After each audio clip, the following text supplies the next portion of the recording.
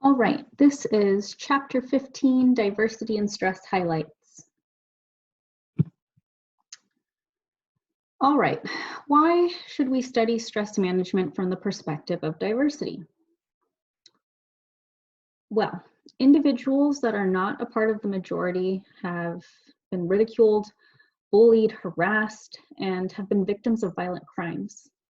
Research shows that individuals that experience discrimination and racism are more likely to suffer from health issues, have trouble learning, and as a result of harassment and this ridicule, violent crimes, um, individuals will experience a different kind of stress that others won't ever have to experience in their lives.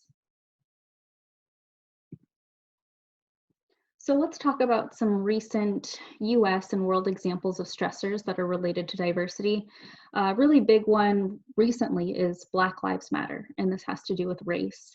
And it is quite clear in the United States, even though segregation was supposed to be done away with back in the late 1960s, it is clearly not gone. And the United States has an issue with racism, and it's horrendous. Moving on to Roe versus Wade. So Roe versus Wade, this is the landmark decision of the US Supreme Court in which the court ruled that the Constitution of the United States protects a pregnant woman's liberty to choose to have an abortion without excessive government restriction. And this has to do with gender. And lately, this has been threatened to be overturned. Moving on, a lesbian couple was denied the opportunity to become foster parents for refugee children, and they were being discriminated against their sexual orientation. Constant racial profiling, due to COVID, the President of the United States has been calling COVID-19 the Chinese virus. And I've had many of my students share with me, Asian students in particular, that they've received, a lot of racial profiling against them, and a couple have even experienced hate crimes, which is awful. And then we have the wage gap. This has to do with gender and race. So usually, females experience a wage gap, so they get paid less than males. But also, depending on their specific ethnicity or race, that will also determine their wage gap as well, which is quite unfortunate. Another example that I don't have on the screen that is still quite recent is the mosque shooting that occurred in New Zealand, and that had to do with religion. Okay, moving on to some important definitions. So I would like you to be familiar with all of these. So we have minority. This is a racial, religious, or ethnic group smaller than and differing from the larger controlling group in the community or nation. We have race. So race is a group of people with similar physical characteristics, physical traits, blood types, genetic patterns. So race is phenotypical. So this is an individual's skin color, body shape, facial features, hair type. And then we have ethnicity. So ethnicity, this is a group of people who have a common heritage. So, they share a language, a specific dialect of that language, religion. This can be music, art, dance, games, sports, style of dress. So just to give you a few examples of, ethnicity in the United States, individuals that are Jewish, or individuals that are Amish. These are just a couple examples of different ethnic groups in the US. And then I also want you to be familiar with xenophobia, and this is the fear or hatred of anything that is foreign or strange. Okay, moving on, let's talk about a few different types of stressors that challenge minorities. And the biggest one is racism. So racism is built on the belief that one's own race is superior to another. And there are many negative health outcomes of racism, and these have been backed up by a lot of research. So individuals that experience racism, they're more likely to suffer from hypertension, They're more likely to experience a stroke, a heart attack, cancer, more likely to have respiratory problems. And babies are more likely to be born at a lower birth weight. And this also results in higher infant mortality. So minority infants are at greater risk of infant death. And then we also have hate crimes. So hate crimes are crimes against people based on their race, ethnicity, sexual orientation, or religion. And again, there's a lot of research backing up racism and discrimination, that individuals that experience that on a regular basis are more likely to have overall poorer health.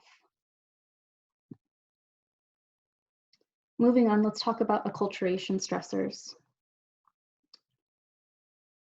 So individuals that have to, let's say they leave their home country and they have to move to another country, for whatever reason, the stress can be rather significant.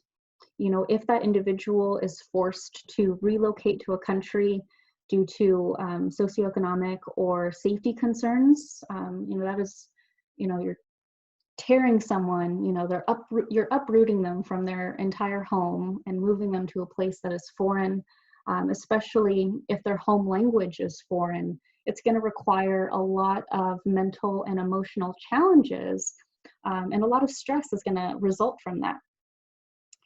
So whenever a person enters a new culture, it's going to require them to adapt. They're going to have to learn a new language. They're going to have to find a job.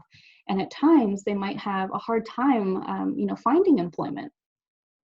Individuals that, acculturate to a brand new culture, depending, if their, language or if their culture is considered foreign, they're more likely to experience racial profiling and hate crimes. Let's say a family moves to a new country. If that family has smaller children, these children are more likely to acculturate faster than adults, and the adults might experience a bit more stress than the children, for a number of different reasons. But, the longer that they stay in that country, the children, they'll be able to learn the language, they'll be able to make friends. So the adults might have a bit of a harder time at first. Moving on, let's talk about mixed race identity approaches. So individuals that are of mixed race might experience stress because they have, an issue with their identity. They don't really know what race they identify with. They have both of their feet in both groups, and they might struggle with trying to merge both of those, cultures simultaneously. They might experience this situational ethnicity, and they're consciously switching between these racial groups. They might feel like they're sitting on the border. They're trying to adopt this, this different perspective, but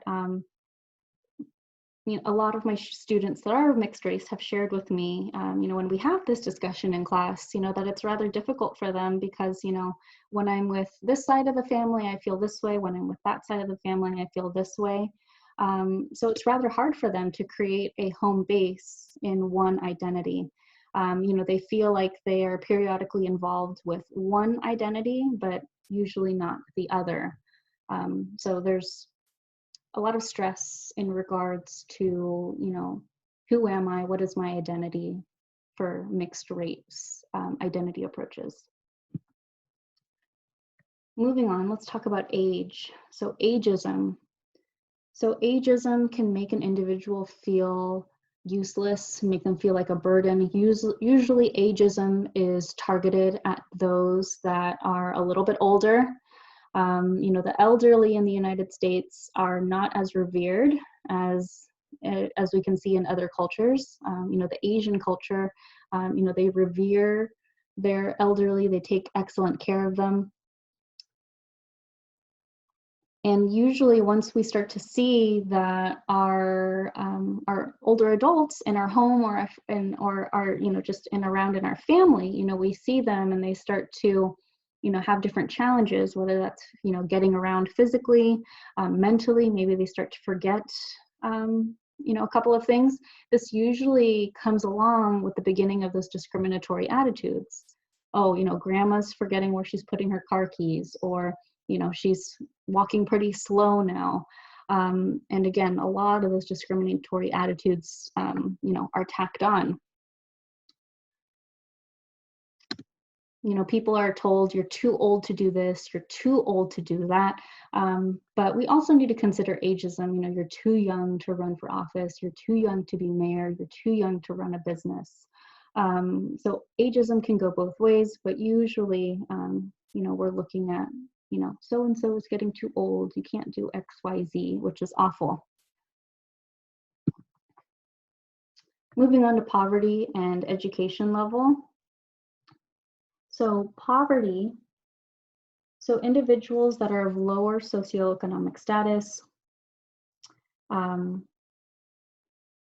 have a lower education level, those individuals usually have poorer health.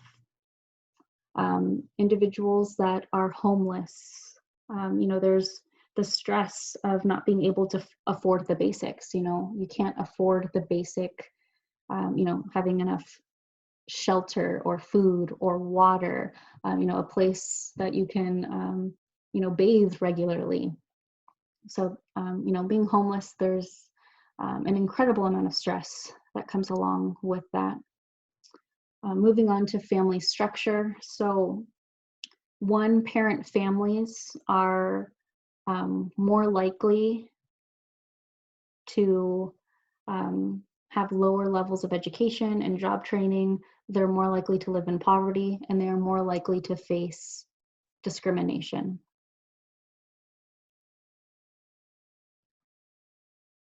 Moving on to sexual orientation.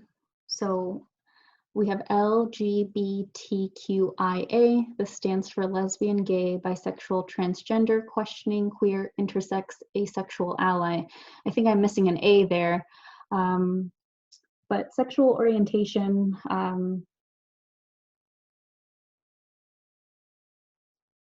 there are a lot of hate crimes that occur, especially in schools. A lot of harassment that has occurred. This harassment has very dire physical and emotional consequences. And the suicide rate among transgender individuals is enormous. Around 41% make a suicide attempt compared to 4.6% of general population. You know, a lot of discriminatory attitudes towards those that have a different sexual orientation. Moving on to disability. So individuals with a disability suffer from the challenge of their condition as well as these discriminatory attitudes. So the disability, you know, it could be physical or it could be intellectual, it could be both. So, you know, they're suffering from, you know, the challenge of their condition as well as discriminatory attitudes towards their disability. And they also have to consider or have to deal with gender bias, age discrimination as well, and then just overall prejudice. Moving on to sex-based discrimination. So this is discrimination against an individual because of their gender identity, transgender status, sexual orientation. If we're looking at, you know, just gender-based discrimination, you know, it primarily affects women and girls, and this is highly linked to stereotypes. You know, women aren't supposed to be strong. Women aren't supposed to be, you know, walking late alone at night. Women are supposed to be feminine. Women aren't supposed to make more money than men. So a lot of these old stereotypes still affect women and girls today.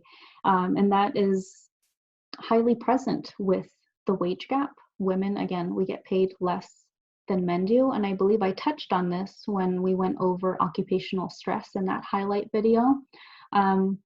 Women have a lack of role models and educational opportunities, specifically in those STEM careers. And they're also more likely to experience sexual harassment, well, within their occupation, but just in everyday life as well. All right, moving on, I want to talk about something called privilege. And this is not in your textbook, but I thought it was really important to bring up. So many individuals think of privilege as money and how well off a family is socioeconomically. Is your family in the upper middle class, the lower class?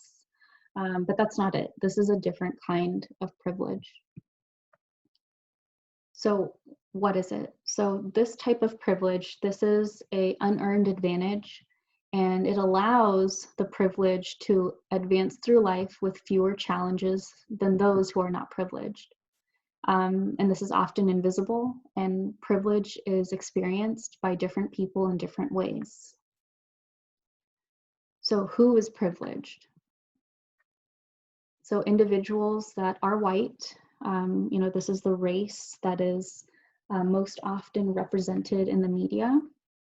Individuals that are male, just to give you an example, males can be in public spaces at night without fear of sexual harassment and violence, while women, on the other hand, this might be something that, females have to think about on a regular basis. Individuals that are heterosexual, because these heterosexual individuals can be openly romantic in public without fear of harassment or violence. We are very lucky. We do live in a very progressive area in the United States. But in a lot of other places in the United States, and even, in other parts of the world, being homosexual is illegal and it's a crime and it can get you killed. All right, moving on to cisgendered. So individuals that are cisgendered, they identify with the gender they are born with. So, for example, I'm female and I identify as a female, and I can use a female public restroom without confusion, without fear of harassment or violence. Individuals that are able-bodied, they can perform everyday activities without worrying about any type of special accommodations. And then individuals that are upper middle class, they can easily purchase necessities such as food, shelter, and medication. So taking a look at who is privileged. So yes, there is a small component of socioeconomic status, but looking at the rest of it here, we can't really change any of these things. A lot of these things we're born with, our race or ethnicity, our sex, our sexual orientation, how we identify, if we're able-bodied or disabled, but actually individuals can become disabled later on in life if they end up with, some sort of accident or something. But a lot of these things, these are things that we're born with. So privilege is not your fault and you can't get rid of it. And based on privilege, this isn't a saint or sinner type of thing. And I commonly get a lot of, white male students in class. Usually this is a very heavy, very deep discussion in class. And if you'd like to discuss this, please reach out to me. And they struggle with privilege and they often feel guilty, but you shouldn't feel guilty. And again, this isn't a saint or sinner situation. That's just how you were born. It's not your fault. You can't get rid of this privilege. But, if you want to help, this is how you can help. Make sure that you are aware of your privilege and how it may shape your experiences and perceptions of the world. Go ahead and listen to others about their experiences in life. And privilege will not be erased until structural inequalities are erased. So, be an activist for social justice and work to make inequality visible in your daily life. All right, moving on to minority contributions to stress management. So this is in your textbook. So now just briefly touching on the different contributions to stress management by different minorities. So the first is from Asian Americans with acupuncture. So acupuncture is just, picture right here with all of the thin needles inserted on this individual's upper back and neck. So acupuncture involves the insertion of very thin needles through your skin at strategic points. This is a key component of traditional Chinese medicine, and it is most commonly used to treat pain. However, increasingly, it is being used now for overall wellness. I've personally never tried acupuncture, but this is something that I would definitely like to try in the future. Moving on to herbal medicines. So these are plant-based medicines made from different combinations of plant parts, such as the leaves, flowers, or roots.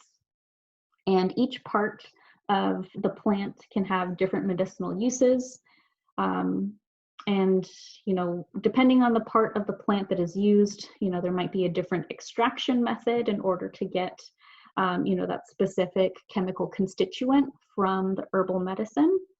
And herbal medicines, you can use both fresh and dried plant matter. And again, this is heavily dependent on the type of plant matter that is being used. And then we have meditation and mindfulness. These are rooted from Eastern cultures. Moving on to the value and respect of elders. So respect for authority, the value of education, self-discipline, and the sense of responsibility toward the elderly, heavily comes from Asian cultures. And all of these things can contribute to stress management in one way or another. Moving on to Native Americans. So Native Americans believe in holism. So this is the emphasis on balance of all aspects of health. So, having a balance of spiritual health, physical health, emotional health, as well as social health. And then having concern for the environment. There's something called, I believe it's called the 7-generation principle, where what we do right now during this generation is going to affect the next 7 generations. So we need to make sure that we are taking care of ourselves and making sure that we're taking care of our environment, because right now we only have one Earth and we need to take good care of it. Moving on to African Americans. So here we're looking at the importance of church as an aspect of social, emotional, and possibly financial support. This also gives an opportunity to give back to the community. We haven't talked about spiritual health yet, but that's coming up. But volunteering and being a part of something that's bigger than yourself can really help with managing your stress.